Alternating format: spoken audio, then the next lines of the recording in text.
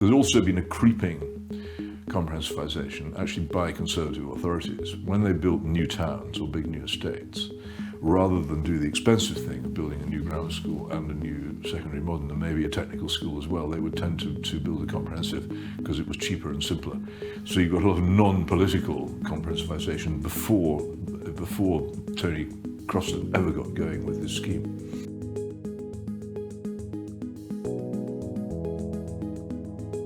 Hello wherever you are, hello YouTubers, like and subscribe. This is Christopher Snowdon. You're watching another episode of The Swift Half with Snowdon, a half-hour YouTube show in which I talk to a person of interest. Not a person of interest in the Portuguese police sense, but an interesting person. And who could be more interesting than my guest this week? It is the Mail on Sunday columnist and Greenwich Mean Time appreciator, Peter Hitchens. Peter, an absolute joy to have you here. Good afternoon, as it still just about is. Indeed. Now, I want to talk to you. I haven't made it the morning yet. It's very bright in the morning, I'm finding these days. It always is. It peeks through the curtains and wakes me up just as I'm trying to have a line at 9:30. That's the trouble with you bourgeois bohemians. You can't stand the dawn. I want to talk to you about your latest book, which is, as you know, about the grammar schools. It's called Revolution I Betrayed. can't forget. Which you make a very pro-grammar school argument. I have ploughed in behind you on the critic, ever your wingman to yes, it was nice to see it. Largely defend your position. Yeah. But it is, as you say in the book, a very unpopular position. Well, it's unpopular. It's also doomed, alas. I don't think you could now actually reinstate academic selection in British state education. I think there are too many forces against it, and also it would be incredibly difficult to find people who are prepared to teach in schools of the kind which we've lost. I have always been capable of doing it, I have to say. Yeah, I've always been a little bit on the fence about the issue because, as you know, the kind of evidence from the social sciences is not particularly favourable to your position. Well, I don't know. It depends what it is you're looking for evidence for. Well, a lot of the studies that come out looking specifically at this issue, they nearly always find that, either the grammar schools don't give a better education, or they're bad for social mobility, or they're bad for inequality. And the instinctive feeling that a lot of people have that they are actually good for social mobility because a lot of people who wouldn't have gone to primary school. These are about the rump grammar schools, the tiny number of surviving. A lot of them are, yeah. You very rarely see any studies of what it was like when we actually had about 1,300 in England and Wales and another quite large number in Scotland, when there was a national selective system. The rumps is irrelevant to my argument, because once you have a small minority of grammar schools, mainly concentrated in well-off areas, then they will be besieged by middle-class parents trying to avoid the colossal cost of private education. And they will be completely untypical of what grammar schools used to be like. It doesn't tell you anything. I'm interested in how they operated when we had a proper system.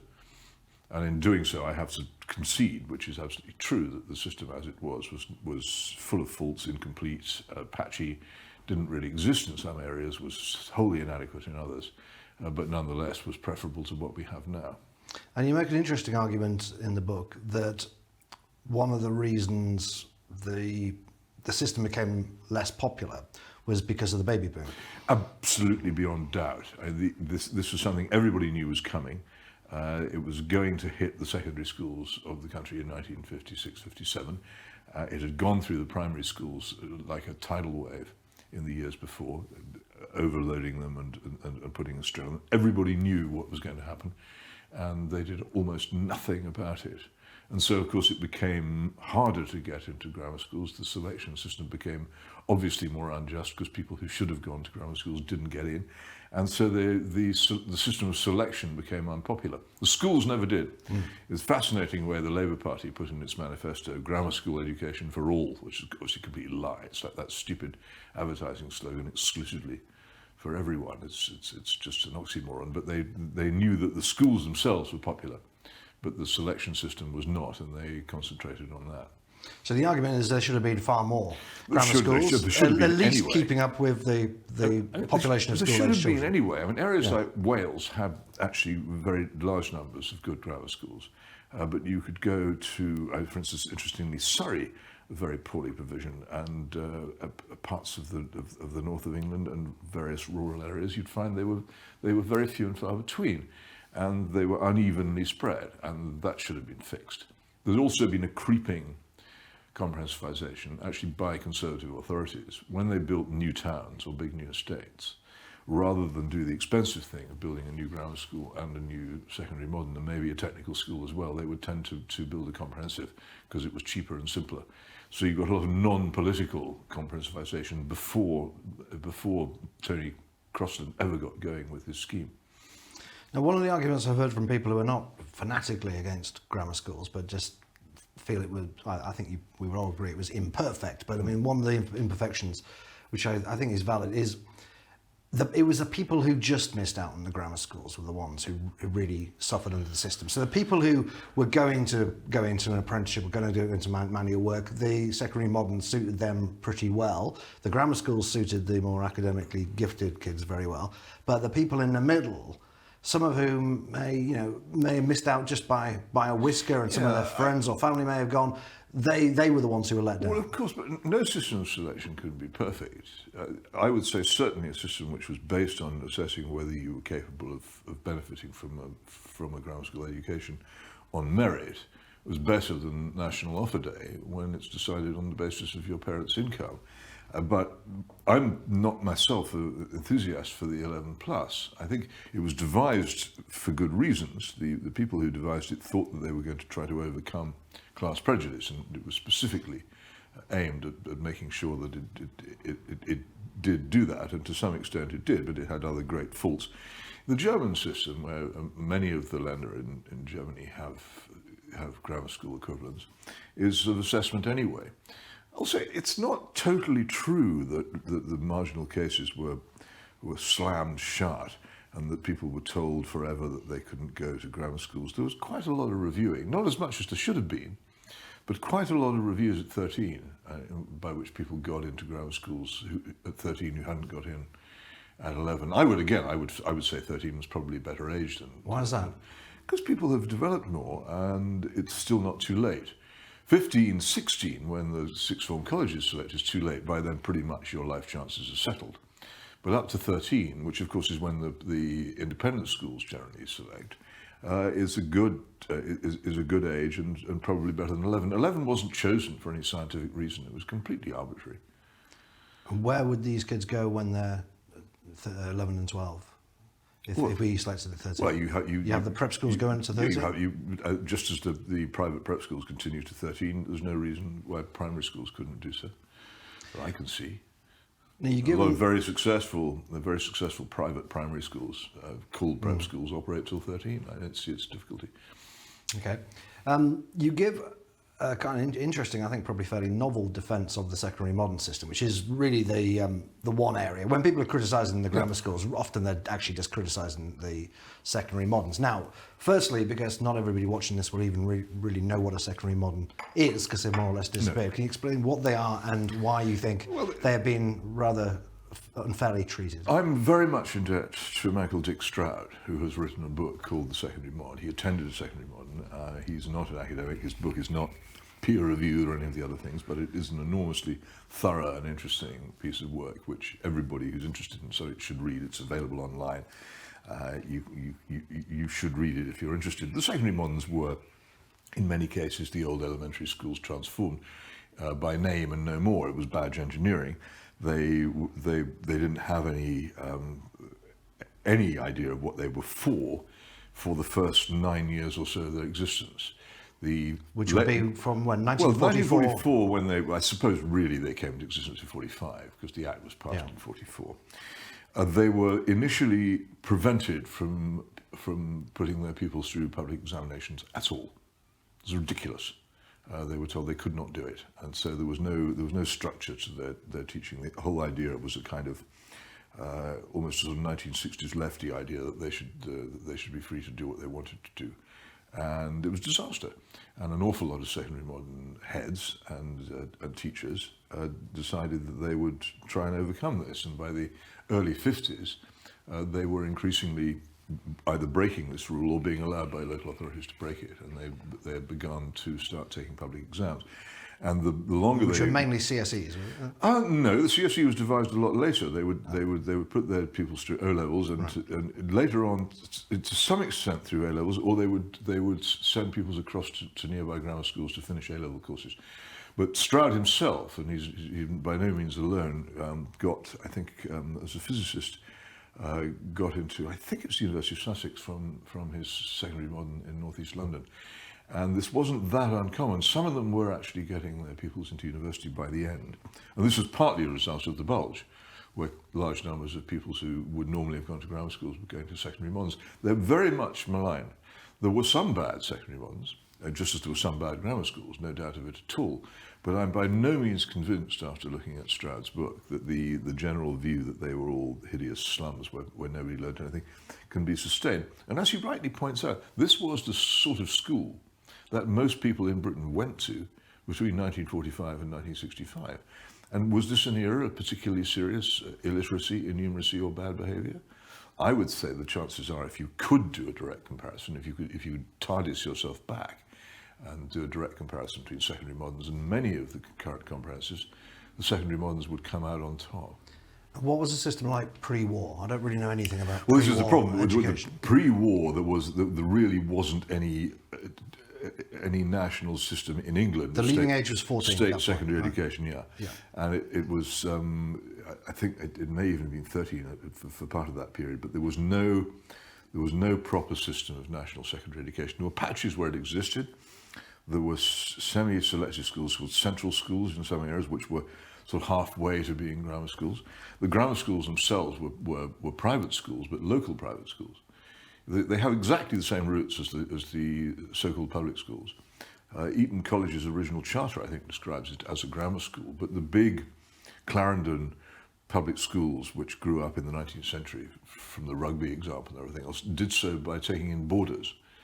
And that's what separated them from the grammar schools, which were local day schools of high quality, which the middle class pretty much sent their children to. And then suddenly these very good schools, often with centuries of tradition, were open to anybody who could pass an exam. So that was the big change in 44, that there was a national secondary education system. If you could pass the 11 plus, you could go to a grammar school. Otherwise, you would go to a secondary modern school. These were the first national secondary schools in England. Scotland and Wales had had a different history, but in England we hadn't had a proper national secondary system. Okay, that's interesting. So it's fascinating. Why did those grammar schools? Shocking too. Obviously, a lot of those grammar schools could have stayed private if they wanted to. Well, I think a lot of them have been giving quite large numbers of scholarships before the war. There had been a system under which they had done so, and they welcomed the pupils who came to them through scholarships. But then what then happened, of course, was that they basically all their budgets and everything else became the responsibility of local authorities, and they were relieved of all that, and they could just concentrate on education. Right. It was great for them, and also they had higher quality of pupils, because instead of just taking people who could pay, right, they were taking people who were good. So what would be the situation? Someone in Ripon, for example, I went to Ripon Grammar School in 1935. They don't either have the money or pass the test. There was a test then, right? Or was it just a matter of there were scholarships. I mean, how people were assessed for scholarships would vary, because everything was intensely local. But you can't get into... I don't know what the case was in Ripon. I could tell you, for instance, in County Durham, which was one of the first wholly controlled Labour local authorities, they built grammar schools in the pre-war era. In that era, they did in the 20s and 30s what the rest of the country did in the 40s. They opened grammar schools. Quite a lot of Labour local authorities were doing this before the Second World War. They were opening. But they were private too. No, they were funded by run by local authorities, and most of the places in them were free to. I'm not sure about this. It may be that if you wanted to pay for a place in a grammar school in County Durham before the war, you could do so. But as far as I know, they were pretty much university for the sons and daughters of coal miners. Right. And that's what they were for. And if you couldn't get, they were very proud of them too. Where would you generally end up? Well, then the elementary schools ended at 13 or 14, depending, and then you went to work. Oh, right. Or, as I say, in some cities there were these hybrid central schools, which went a bit further than the elementary schools, but there was no national system of state secondary education. Okay. Just didn't exist. There were patches, but I couldn't tell you exactly what the case would be in Britain, because I don't know. I was just using it as an example. You could, depending on where you lived, quite possibly there would be no national state secondary educational provision. Right. And then we get to the 1944 Act, Suddenly everybody has to stay at school until they're 16.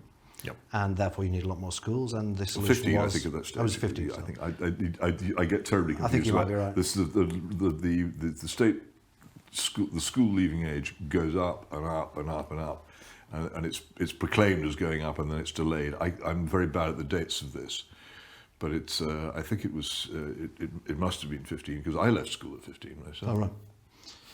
And therefore, 1967. So there were new schools can't have needed. been that bad. There were new schools needed, so the secondary moderns filled the gap. The secondary moderns were often the elementary schools which had taken people after primary for a few years before going to work. They were renamed and rebadged. Many of them were very small schools.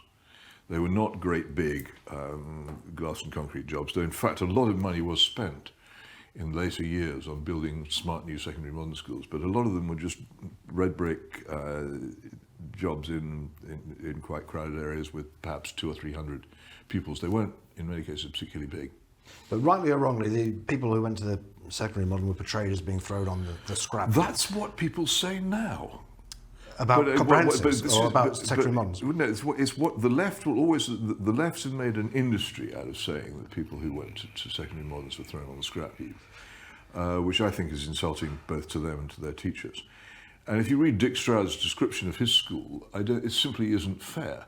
And his was just a normal school in suburban northeast London. And most people who went to those schools didn't call them secondary moderns, they called them school. Mm. That was the school they went to. They never expected to go to grammar schools. They weren't surprised if they didn't go to grammar school place. That was the secondary school they went to. And as I say, it doesn't seem to me, looking at Britain from the early 50s onwards, that it was so catastrophic from the levels of numeracy and literacy at the time.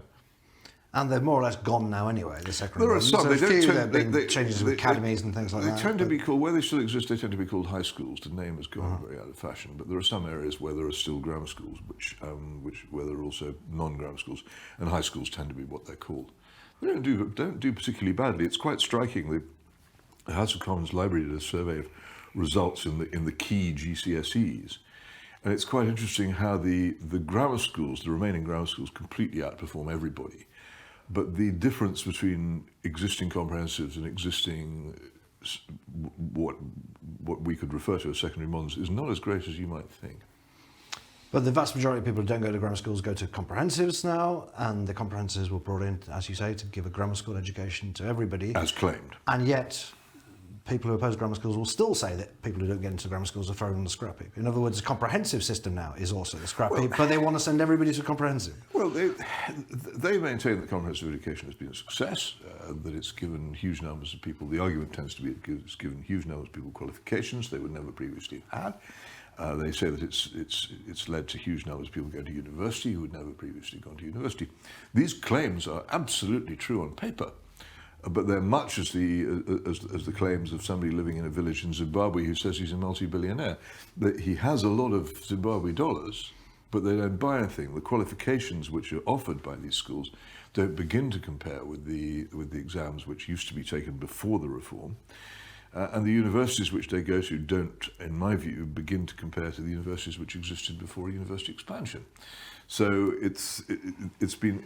what's actually been achieved has been a huge inflation of the educational currency, which makes it almost impossible to make comparisons between then and now. Some comprehensives are much better than others, just as some grammar schools were better than others and some secondary moderns are better than others. It's in the nature of institutions that they vary. But the general level of education has, in my view, fallen, and the key measure of this has to be the GCE O-level, which after the introduction of comprehensive schools had to be, first of all, severely watered down. So the grades had to be altered to make failing grades into passing grades and to generally give people results which looked better than they would previously have been, and then eventually abolished entirely and replaced by the GCSE, which is a wholly different examination. Mm-hmm. And in fact is a comprehensive examination designed for, in my view, a low standard of school. And you argue in the book, and I found this very interesting, that this grade inflation, making the exams easier, along with the abolition of the grammar schools, was a huge benefit to the private school Well, system. it wasn't a benefit to them, but it enabled them to sell themselves. A lot of the private schools in the era, if you read Anthony Sampson's Anatomies of Britain, the series of books that he wrote in the early 60s, they go on and on about how grammar school pupils are storming everything, the academic world. They're taking all the places in Oxford and Cambridge. They're becoming the officers in the armed services. They're becoming prominent in the civil service. They're completely supplanting the private schools. And at that time, I think, is it Burley, one of the big public school headmasters, said at the time that if the grammar school revolution had continued, a huge number of the private fee charging schools would have been put out of business. People would simply have seen no reason to spend money on sending their children to these schools. They weren't that good in many cases, and they were expensive, and they were being outperformed by state grammar schools, so why bother?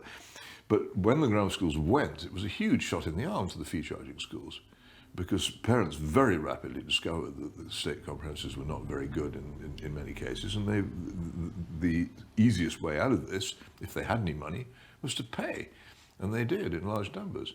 In some parts of Scotland, for instance, I think in Edinburgh, the numbers of the proportion of children attending private schools went up astonishingly after comprehensivization. London as well, I think, has quite a high level. Wherever there are rich people concentrated, the numbers are high. But the schools can get away with murder because if you're taking comprehensive examinations and you have strong parental backing, small classes, high levels of discipline, Oxbridge-educated teachers, you'll just pull down good results all the time without any effort, and it'll look great even when it isn't particularly good. So they can basically paddle along and still look wonderful. I think their standards are much lower than they were in the middle 60s because the grammar schools as they were kept them honest. What's been the response from educationalists to your book? Very little. I mean, by and large, my book has been ignored by, as all my books are, by almost everybody. So I don't really know. I imagine ignoral is the main response I get to anything I do. Don't get reviewed. Don't get mentioned. No one. I used to try and get debates at my old university, York, because it used to be a very grammar school university, and I could not get, or the organisers of these debates could not find anybody who was willing to come and contest my position. Once I went up and argued against myself in a big meeting because nobody else would come. Yes, they just don't. They know. These people know. I mean, if you look at all the pro-comprehensive people, the one argument they really don't want to talk about is the argument about catchment area and how comprehensive schools select by wealth through postcode. Because the left in this country, they use that all the time. There are schools in North London with tiny catchment areas in which it costs huge amounts of money to buy houses, and they're full of left-wing people who want good, ostensibly comprehensive, but in fact selective education to their children. Yes, I mean they know this. They know it's true, and it's at the heart of everything that they do and say. And you'll find they will attack parents for spending fees, and they'll attack various other tricks for making schools in effect selective. But that one they'll stay silent over. I mean, there are only 166 grammar schools left. There's no prospect of any more being built. Well, it's illegal to open new ones. You can't under the Blanket Act. It is actually illegal to open any new ones. And according to various academics, they don't provide a better education anyway. So why? This is my question, and the question you ask in the book is: why are these people so fervently against? Why do they care so much about this relative handful of schools? I think it's you must know people like this. The people who can't admit they made a mistake. So you're with a friend and you're in Newcastle upon Tyne. He suggested you drive down together to London because it'll be cheaper and pleasanter. You can chat as you go. And after about 3 or 4 hours of driving, you realise you're halfway to Aberdeen, and you say to him, "Sorry, Fred, or whatever his name. The signs on they will say Aberdeen. We're going to London." And if Fred is a normal human being, he says, you're absolutely right. And he'll pull in and find a place to turn around and go the other way. But the left in this country, if they were driving your car, they'd say, no, you're wrong. We're carrying on this way.